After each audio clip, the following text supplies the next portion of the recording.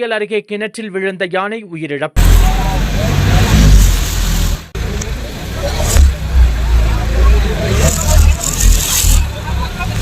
கோவை சாடிவயல் அருகே உள்ள சோலைப்படுகை பகுதியில் நள்ளிரவில் 3 யானைகள் தோட்டப்பகுதிக்கு வந்தன. பின்னர் அவை மீண்டும் காட்டிற்குள் திரும்பிக் கொண்டிருந்த பொழுது 2 யானைகள் வனப்பகுதிக்குள் சென்ற நிலையில் ஒரு யானை மட்டும் அங்கிருந்த நிர்மலா என்பவரின் தோட்டத்தில் உள்ள கிணற்றில் தவறி விழுந்தது. இந்த விபத்தில் யானை உயிரிழந்தது. உயிரிழந்த யானைக்கு சுமார் 35 வயது இருக்கும் என்று வனத்துறையினர் தெரிவித்துள்ளனர். கிணற்றுக்குள் விழுந்த யானையை மீட்கும் பணிகள் வனத்துறையினரும் தீயணைப்புத் துறையினரும் இணைந்து மேற்கொண்டு வருகின்றனர். வைல்ட் லைஃப் வால்பாறைக்காக நமது செய்தியாளர் வடிவேல்.